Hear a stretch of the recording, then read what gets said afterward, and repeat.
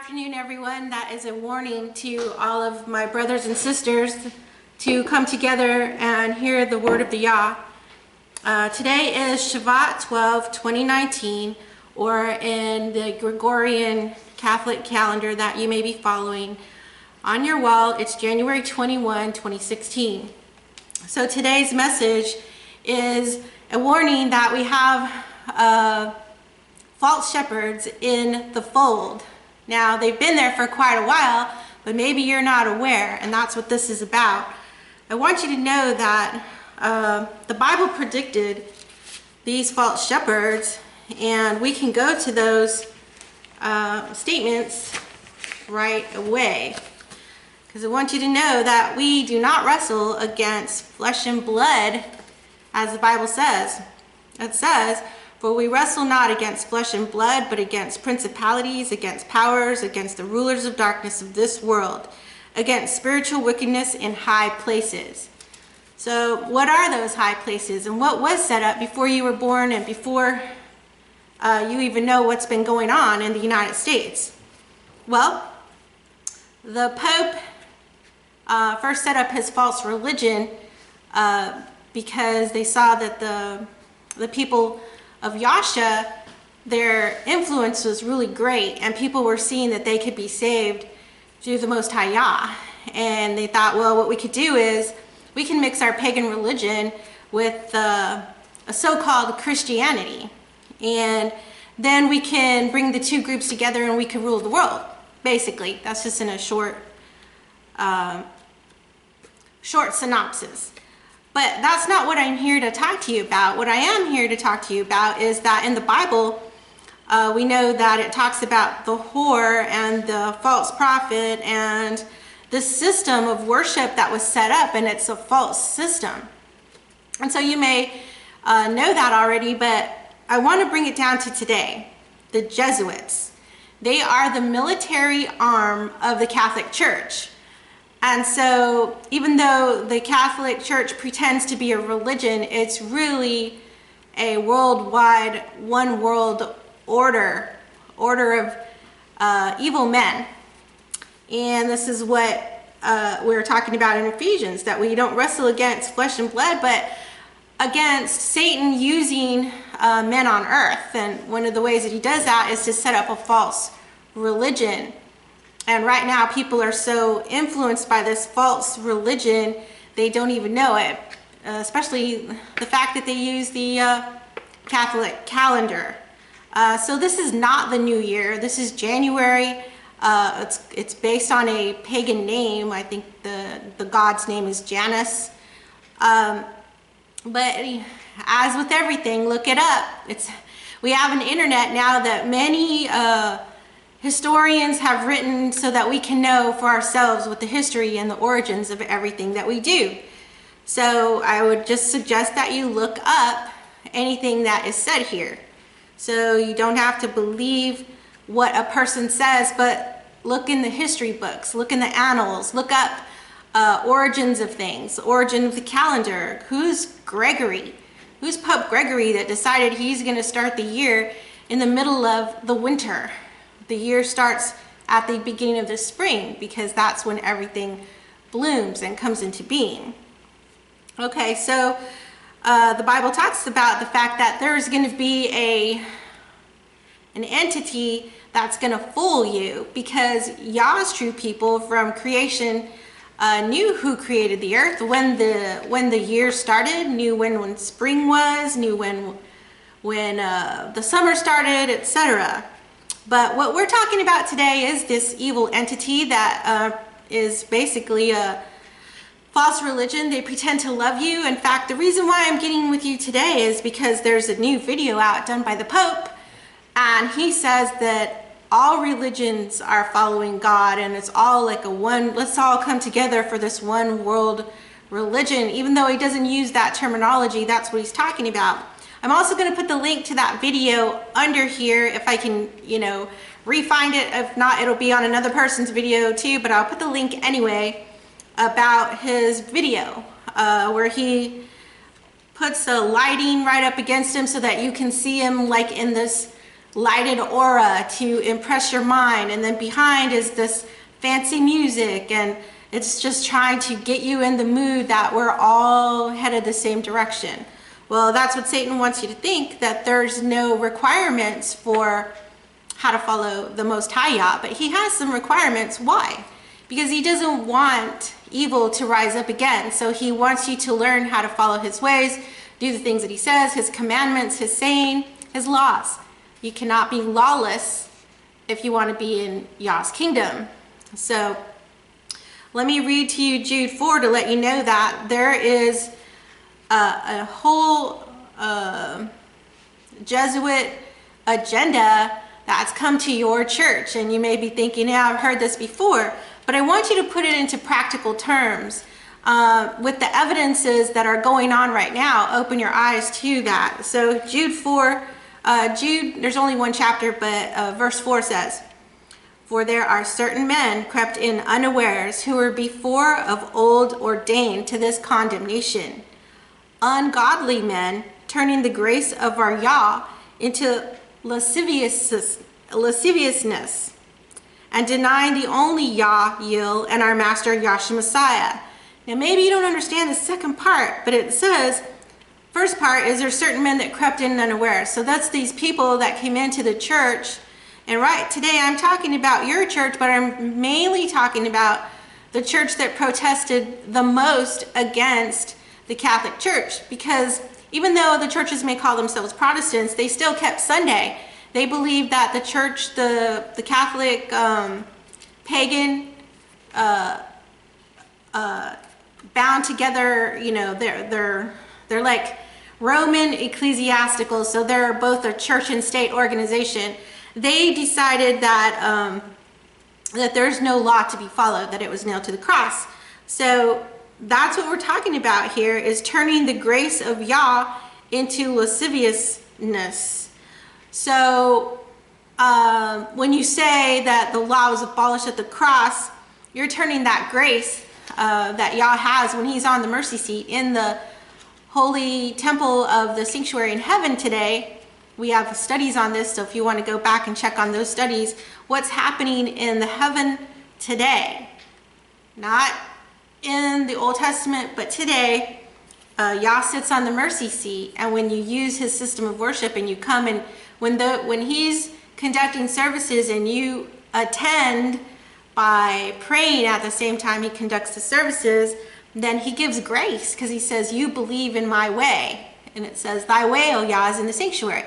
So you believe in his way in the sanctuary, and he has certain days that he goes, and that's where those days are written in the law of Moses. So there is a law that you go by to meet with him. In other words, a rule book, or you know, when you go to a job, you have that handbook. It tells you everything that you need to know. What days are your days off? What days are you expected to be here? Well, Yah has certain days that he meets with you. And so that's what we're talking about. They're turning the grace of Yah, they're changing that and saying, oh, okay, you can just do whatever you want to. He's graceful and merciful, and that's all you got to do is just love Jesus. And so that they're changing the truth about when we're supposed to meet with him and when we're not. And so that's what Jude 4 is. Certain men came in unawares and changed the truth that has been trampled down, that we know about in Daniel. Okay, so we have another study on that. So that's not really what I want to concentrate on. I really want to concentrate on these wolves that have come into the church, and they're there every Sabbath, and they're acting like they're your best friend, and they're acting like they're protecting you from the wolves out there, all these offshoots and all these, you know, shepherd's rod, or, you know, who knows what they're telling you. They're just a bunch of liars. But they are trying to protect you from the so-called wolves. But when in actuality, they put their suit on, they put their happy face on, they tell you there's no laws to follow, that it's all been abolished, and they're lying to you, and yet they're protecting you from the truth. So these guys are in the church, and the Bible talks about it. So let's go to Acts 20, 28 and 29. It says, take heed therefore unto yourselves and to all the flock. So that's you. You're a part of the flock. And right now, The flock that is with the green provender that has fresh fruit, that has fresh food, is what I was trying to say. Fresh food, green grass for the sheep to chew on and to eat and to give them nutrition, that have some value to their life so they can know where they're at. Ellen G. White says in Word to Little Flock, page 10 or 11, I'm not sure which one, but she says, what the flock needs now is present truth. So everybody keeps calling present truth what happened in 1860 as present truth. But we are actually understanding more today than we understood back then, and that is present truth. And the Jesuits who put on the suits, who act like a Seventh-day Adventist, are telling you that there's no worries, just love Jesus and your relationship with you will save him. But it's a lie. So I want to warn you about these guys, and I want to tell you that I talk to one this Sabbath, and I talk to one when I go to the churches, and I see what they're saying to you, and they're lying big time. So let's do Acts 20, 28, 29. It says, take heed therefore unto yourselves and to all the flock over the which the Holy Ghost hath made you overseers. So see, if you can see this, you're an overseer. You can tell your friends at church that there's a bunch of, really there's a conspiracy going on. There's a great controversy in your local church. It says to feed the church of Yah, which he has purchased with his own blood. So Yasha has purchased you and purchases you with his blood today. Not in the past, but today.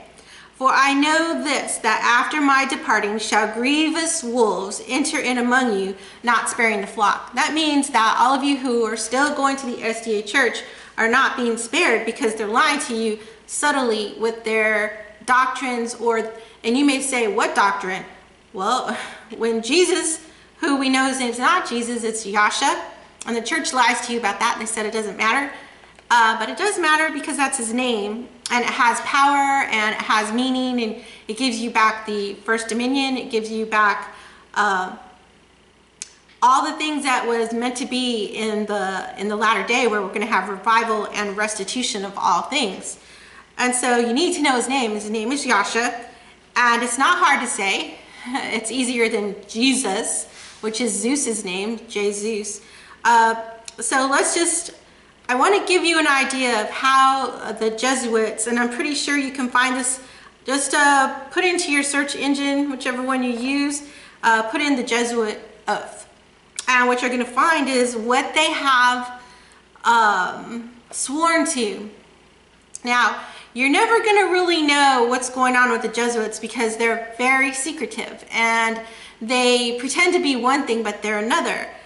Some of the secrets that we were able to uncover was because there was a Dr. Alberto Rivera who escaped the Jesuit order in 1967, and he was able to tell people that yes, indeed, this is the Jesuit oath that they had to take, that this is what they do, and this is how they indoctrinate the Jesuits.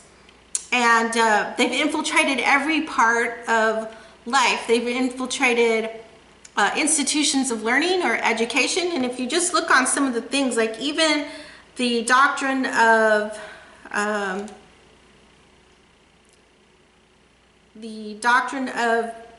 papal bull that was set out for the doctrine of discovery, to say that all the lands that come to be discovered, if they're not already discovered by a Christian, then it goes to the Catholic Church. And so there's all these things that you really need to know about that they claim. They claim the lands, they steal the lands from the people, they steal them from the widows and from all these individuals and the people of the lands. They steal them and then they put them in their name.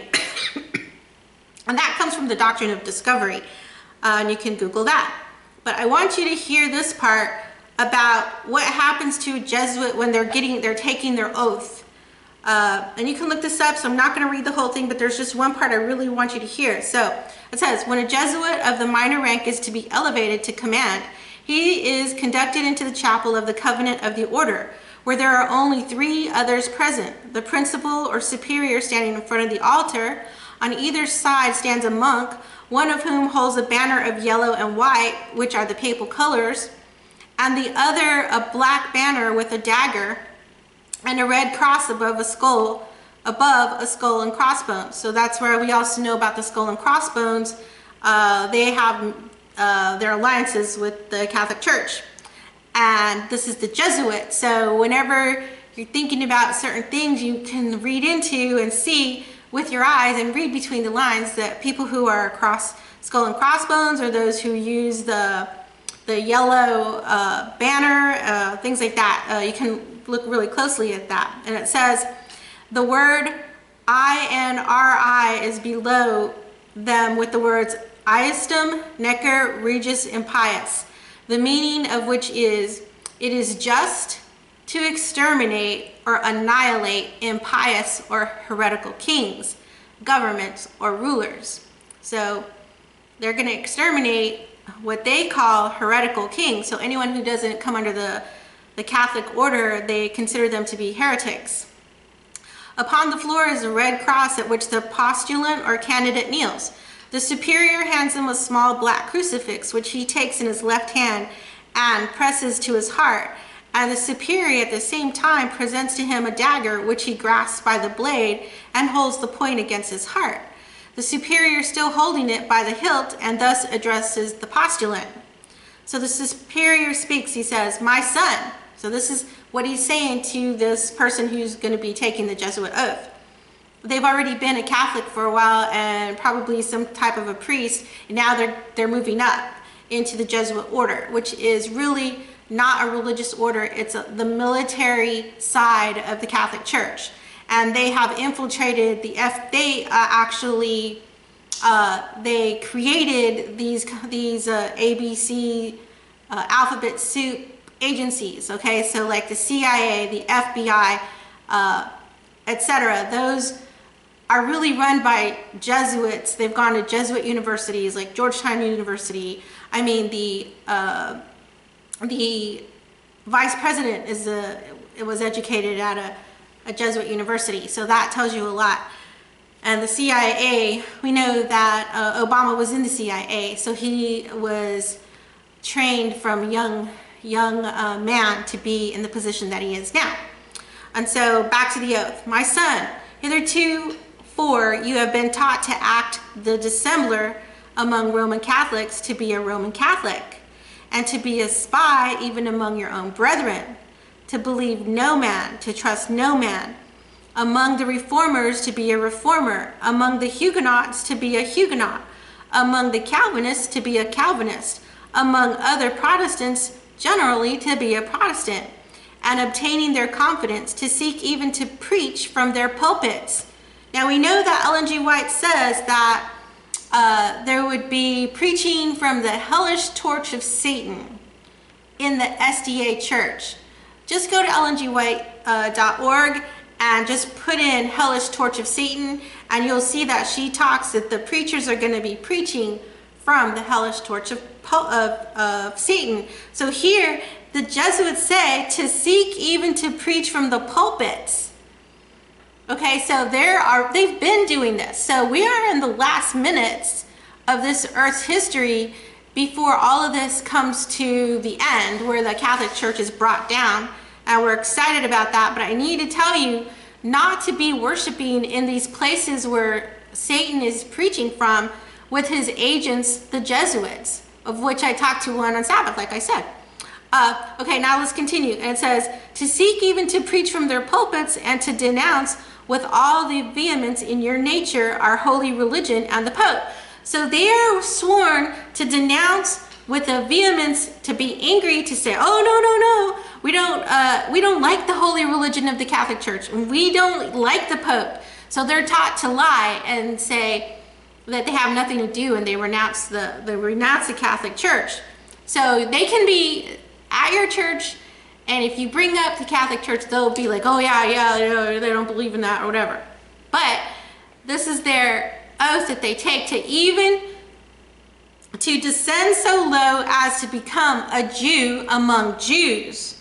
So they consider that the lowest of the low is to become a Jew, but they'll even do that because they're that evil and that deceptive. They are these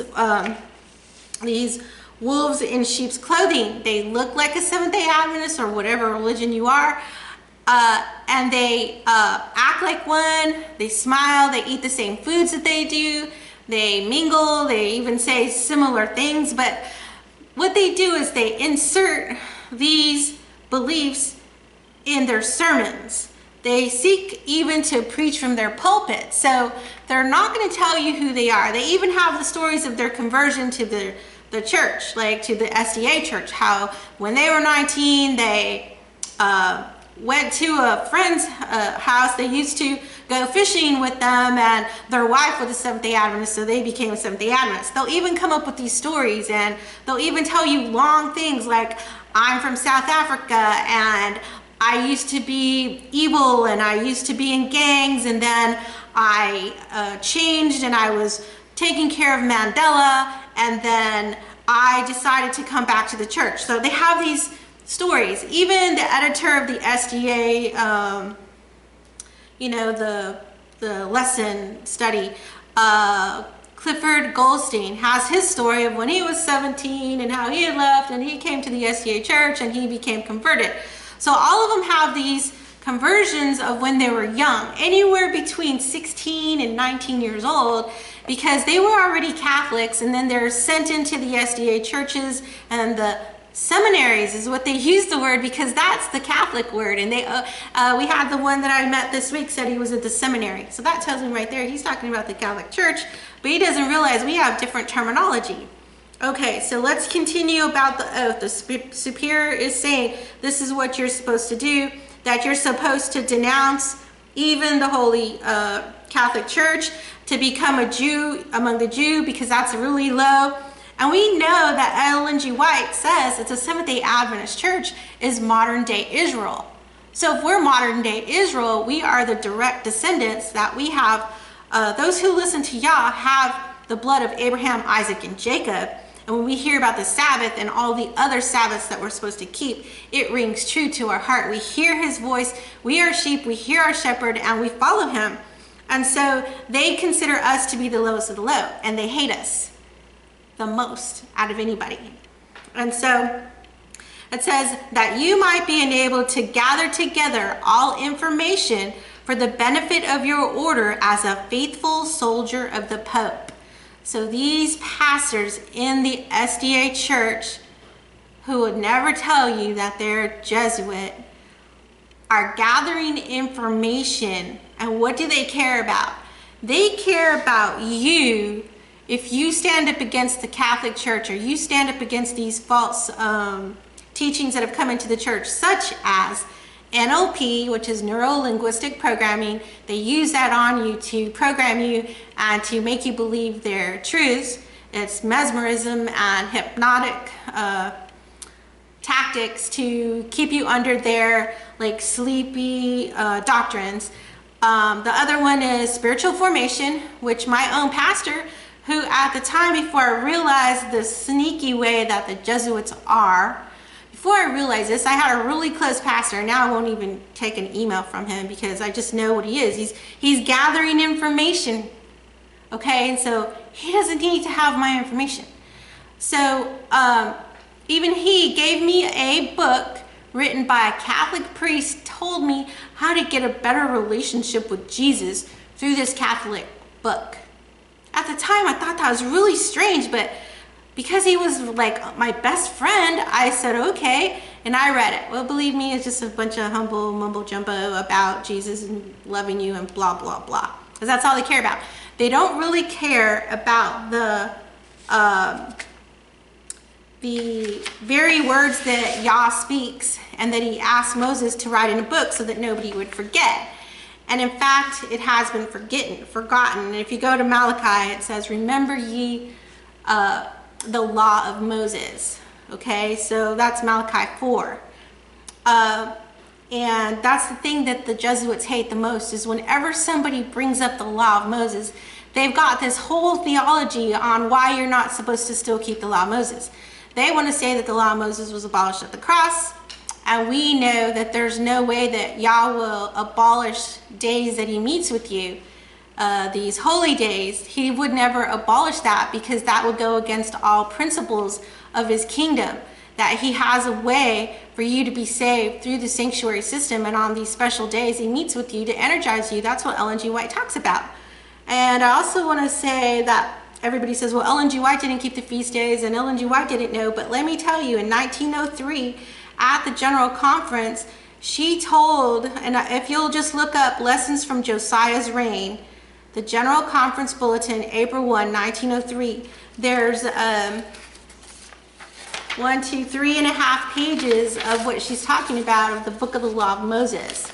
So I'm just going to read you one thing. She says, "Brethren, have any of you lost the book of the law?" It says, "In the 18th year of Josiah's reign, Yah chose him to superintend the repairing of the temple. It was as this work was being done that the book of the law was found." So when they were repairing the temple, so we need to understand that this is talking about our day when we're repairers of the breach and we're repairing the temple.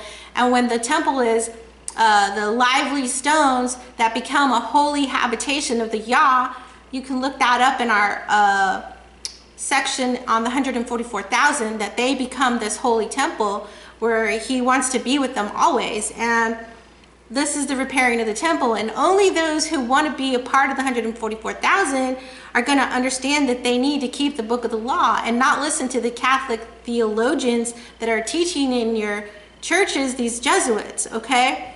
And it says, as this work was being done, the repairing of the temple, the book of the law was found.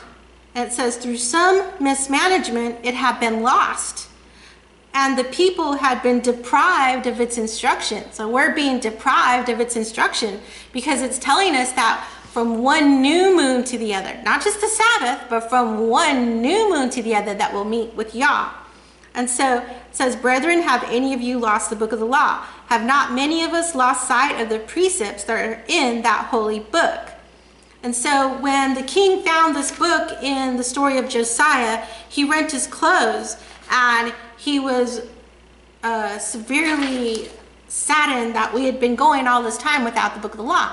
And that's exactly what's happened to us today. This is a type and anti-type of this story. Now, I want to go back to the Jesuits infiltrating the SDA church. You can find in Testimonies Volume 1, page 578, a dream that Ellen G. White has where she sees that we get infiltrated by the Catholic Church. And the reason why I'm telling you is that these pastors, and I'm not going to say that they're all Jesuits, but I'm going to say that most are Jesuit trained and they know it not. And so there will be some that are going to come out of the church, but you're not going to get this information from your church because that's just what Ellen G. White says. And I'm going to go to our website, timesandlaws.com, and take you to one of her quotes where she talks about who's going to have the messages in the last day. Will the truth come from conference pastors or leading men? Let's find out. She says, "I inquired who these men were," and she's talking about something in Early Writings 240, "and was told that they were ministers and leading men who had rejected the light themselves and were unwilling that others should receive it." So the very leading men, which we know to be Jesuits or Jesuit trained or the followers of the Jesuits, and they don't even know it, these leading men reject the light themselves and they don't want anyone else to know it. Now, let's look at another quote, which you can go to timesandlaws.com and see these quotes. This is what she says about the conferencemen. "The voice from Battle Creek, which has been regarded as authority in counseling how the work should be done, is no longer the voice of Yah." And this is 17 manuscript releases 185, written in 1896. So she at that time already said the conference is not the voice of Yah. So that's why you guys have to realize that there's no way that these people are going to be given the latter-day truths. They're actually blind from the truth because their leaders are Catholic men, and there's no way the Catholics know anything about prophecy. So here in the last days, it says that in the last solemn work, few great men will be engaged. Yah will work in work a work in our day that few anticipate. He will raise up and exalt among us those who are taught rather by the unction of his Spirit than by the outward training of scientific institutions. Why? Because these institutions have been infiltrated.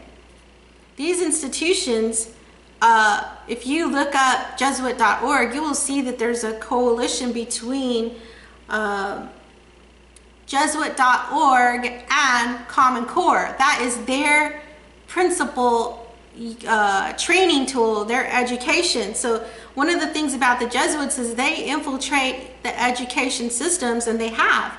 And that's basically what I wanted to talk about to you today, that we have visited in the last month 2 churches, one in Jefferson, Texas, and we found out from people on the ground there, a teacher that had been told that the church couldn't afford their teachers, so that's why they were in the position that they were. And basically, they have a Jesuit pastor who is trying to shut down that school by stealth. So what happens is they come in, they act like they're trying to help the church, they're trying to help the school, and they care about the kids, and next thing you know, they have brought down the whole school. And this is what Alberto Rivera says: they go there for a purpose, and that's to tear down the church or tear down the institution. And that's why there's not that many Adventist schools that there used to be back in the day.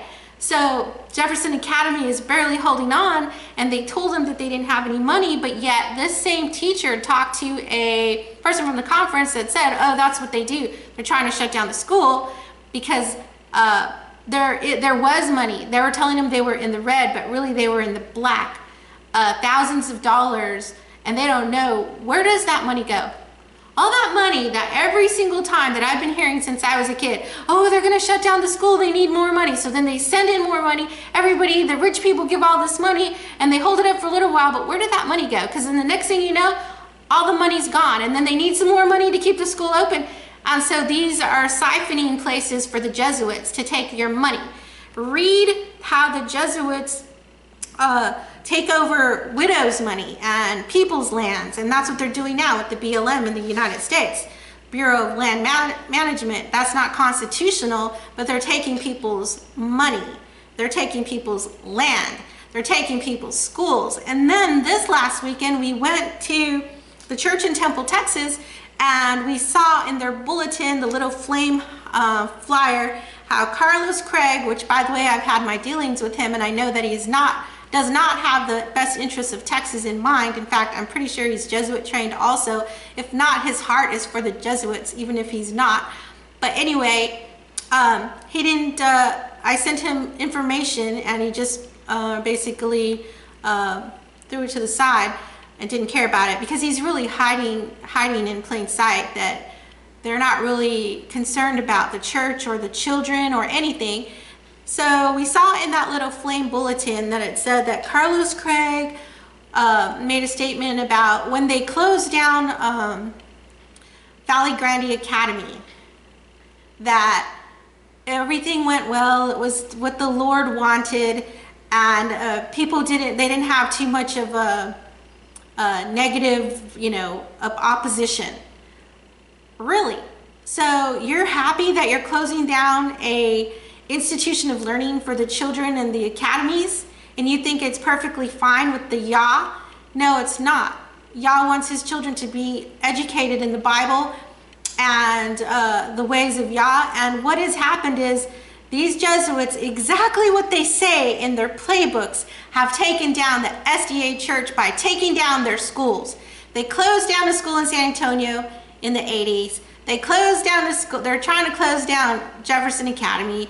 They closed down Valley Grande Academy and all these other academies throughout the land of the United States, because that's what the Jesuits do. They have their own institutions. They have Common Core and No Child Left Behind, and they infiltrate, they take over, and they don't want the Bible to be taught to children in the schools. So they close down your schools. Meanwhile, the whole procedure from beginning to end, they're taking the sheep's money every time they ask the sheep for money, but then you find out from the very accountants that they did have money. This is crazy. It's ludicrous, but this is why, and this is what's happening to the sheep, because they don't stand up. They don't stand against the Jesuits coming in. They don't stand up against these pastors. They believe everything that they say, and these pastors are lying, and they are Jesuit taught. Go to their playbook and see how they bring down something.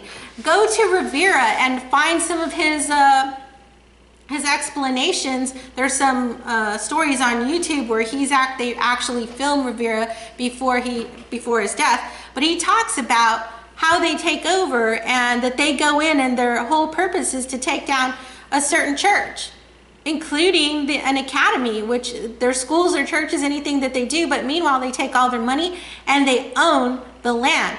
How can they own the land that these properties were, these buildings were put on? Well, because they make you buy the land and give it over to the church.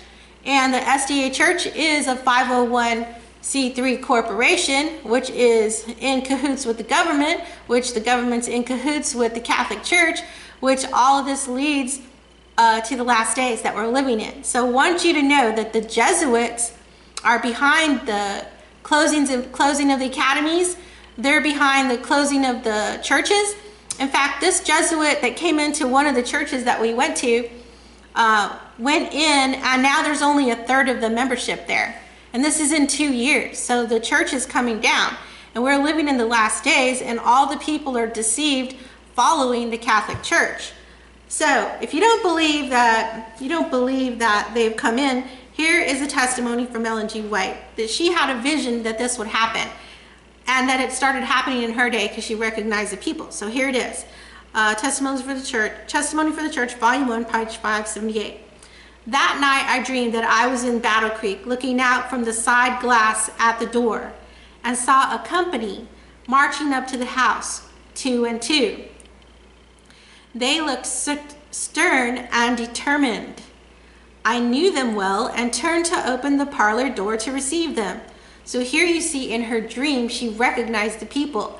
So you yourself are going to recognize these Jesuits, and this is something she saw in her day. Okay.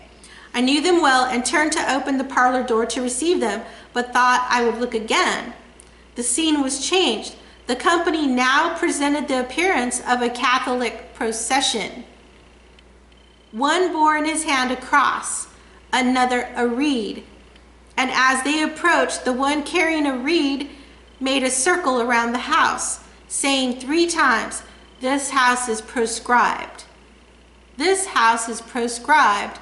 This house is proscribed." Now, we know they're talking about the house of Yah, that they've put their mark on it. They're carrying a reed and a cross. So when your church, I know back in the 70s, when I was a kid, everybody knew that the cross was a mark of the Catholic Church. Now look in this SDA churches and see how many of them have a cross on it. Your church is proscribed. The goods must be confiscated, they said. They have spoken against our holy order. This is what we do when we sigh and cry against the abominations. We're speaking against the holy order. She says, terror seized me, and I ran through the house out of the north door and found myself in the midst of a company, some of whom I knew, but I dared not speak a word to them for fear of being betrayed. So do you know what that's like, to be in the midst of those who are betraying you? And so you have to keep your mouth shut? I know what that's like. It says, I tried to seek a retired spot where I might weep and pray without meeting eager, inquisitive eyes wherever I turned. I repeated frequently, if I could only understand this, if they will tell me what I have said or what I have done. Now it says, I wept and prayed much as I saw our goods confiscated. I tried to read sympathy or pity for me in the looks of those around me, and marked the countenances of several whom I thought would speak to me and comfort me if they did not fear that they would be observed by others. I made one attempt to escape from the crowd, but seeing that I was watched, I concealed my intentions. I commenced weeping aloud and saying, if they would only tell me what I have done or what I have said. My husband, who was sleeping in a bed in the same room, heard me weeping aloud and woke me. My pillow was wet with tears, and a sad depression of spirits was upon me.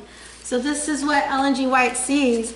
She sees that the SDA church is taken over by the Catholic Church. It's a Jesuit infiltration. So you are seeing the makings of at least 100 years of these guys being in the church, bringing down by stealth, first by the principles of the SDA church, the pillars of truth. And you can see in 1903, Ellen G. White is talking about the book of the law. She says, how many of us lost sight of the precepts that are in the holy book? And this is the same thing that's happening and has happened. And everyone says that we are not to keep the feast days. If you go to timesandlaws.com, you will see a study that we have about the feast days that are kept after the cross by the apostles. So we know that the feast days are kept after the cross. And we have plenty of studies for you to study there about the feast days. But I'm telling you, if you believe these pastors and you go to talk to them, they will lie to your face. In fact, after we visited with this one pastor who pretends to be a expositor of the written word, he's written pages and pages that he gives to his flock, and he's free to do that, but yet at the bottom of the bulletin it said, you are not allowed to leave any pamphlets or booklets or anything on our property or in our church. So you cannot share any truth with them. And that is definitely a Jesuit trait. They never let the Catholics study anything except for what they tell you. And that is what the SDA church has become. So if it quacks like a duck and it talks like a duck and it smells like a duck and all of that, I don't know how the thing goes, it's a duck. It's a Jesuit. And afterwards at the potluck, this pastor came up to us and wanted to know who we were. And he said it in a roundabout way. I forget how he asked me. And I didn't understand his question, but I answered as best as I could. And he goes, no, that's not what I'm talking about. He was trying to ask me where I was from. And I told him that I was fourth generation. I came from the SDA church. I was brought up in the SDA church, and that and he says, no, he didn't want to know that. And so I just wanted to know straight, what's your question? And I said, my name Sharon means straight. We have a study on the name of Sharon, Yasharon. It's the original name of Israel. It's where Yasha comes from, or in other words, where those who follow Yasha, that's where the name Sharon comes from. And I told him that the name Sharon means straight. Just give it to me straight. So he asked if I was a Davidian. So see, this is what the Jesuits do. They gather information. And that's what we were reading in the Jesuit Oath. It says that they gather all information for the benefit of the order as a faithful soldier of the Pope. So he knew that we looked different than the congregation, because the congregation looks worldly nowadays. They've made alliances with the world in fashion and dress and what they say, and they don't study their Bibles. So he knew that we were peculiar, and he wanted to know where we were from, and he was gathering information. And then after we were sitting talking to one of the members, he grilled her for information afterwards, because we went back in there. He had left and said goodbye or whatever, and a lot of stuff was said. But he came back to that girl that was sitting with us to grill her for information. And the only way we know is because one person in my party went back and saw this happening. So they act as if they're protecting the sheep, but really what they're doing is keeping the sheep from truth. And they have an agenda, and it's a Jesuit agenda. And they've brought down all these churches. They've brought down the schools. They're taking the SDA money, lands. You can go to the Texas website for SDAs. I looked at it this morning, and they're discussing about VGA. And it looks like last year, the alumni for VGA, Valley Grande Academy, was suing the church for wanting the members and the alumni were wanting to keep the church school open and under another name. But the conference refused to let them do it, and they went through litigation. And so that's where I just want to say that their plan is to shut down the education of Bible, true Bible. In this way, they can keep the people from knowing the heresies and the abominations that are done by the Catholic Church. Yet the Catholic Church calls anyone who speaks against them a heretic. So they put all these Jesuits in your churches, and we've met other Jesuits at other churches. And so the reason we go is to seek and save the lost. So if there's anyone out there who understands what's happening and wants to be saved and wants to know what are going to happen in the last days, go to timesandlaws.com, for there is a place of safety for you. Ellen G. White talks about it, a place of glory and truth. And so this is the present truth for these days. It's not just talking about the Jesuits, but knowing what is the true way to meet Yah. Thy way, O Yah, is in the sanctuary. We have a sanctuary study, and that's where the SDA started out, understanding the sanctuary. They don't teach it now because the Jesuits teach all the classes. And we had a Jesuit teaching a Sabbath school class, and he actually gave us the symbol of the 666 and the marks that they wanted to put on us, but that doesn't affect us because we know the truth, and we have the sanctuary system, and we have the blood of Yasha that he gives to us, and we keep the holy days that were set up from the beginning of time on this earth. And so we just want you to know that there's a place for you to go when you leave these churches, because I want to say, is it Corinthians says, what hath Belial, what are we doing, yoking ourselves with unbelievers? Let me look up that verse because I want to use that. It says, what concord, and this is 2 Corinthians 6:15, what concord hath Christ with Belial, or what part hath he that believeth with an infidel? So this is what you need to know. You should have no part hanging out with these infidels. It says, what agreement hath the temple of Yah with idols? For ye are the temple of the living Yah, as Yah hath said, I will dwell in them and walk in them, and I will be their Yah, and they shall be my people. Be ye not unequally yoked together with unbelievers, for what fellowship hath righteousness with unrighteousness? And what communion hath light with darkness? And I'm just going to end on this note. All this money that you give for your tithing to these churches that are just taking you down, and we found out that there was money to keep some of these church schools open, but they don't tell you about it. They put it in their own pockets. They let the churches fail so that they can win in these last days. This is what you're up against, but you don't need to be with them. You need to be with the true believers. You need to be in Yah's kingdom. There's only two kingdoms on this earth right now: those who follow Yah all the way, and those who follow the Catholic Church and the UN. It's a religion. So if you have any questions, write to us below or write to us at our website. We would love to talk to you. We'd love to do some studies with you if you would like that from us. Contact us at timesandlaws.com or 12thhourkingdom@gmail.com.